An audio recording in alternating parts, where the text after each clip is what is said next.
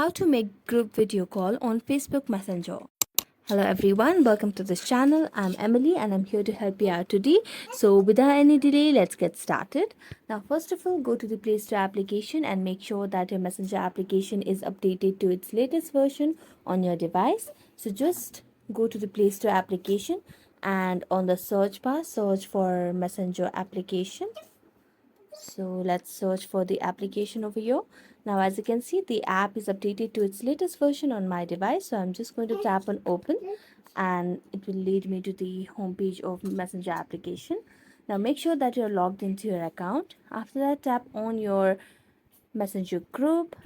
Now to video call the group, what you have to do is you can see the option of call, video call, and icon over here at the top right corner of the screen. So just tap on the video call option, which is the second option over here. Tap on that. So thank you so much for watching this video. If you enjoyed it, don't forget to like, subscribe, and hit the bell notification for more updates. That's it for today, and see you next time.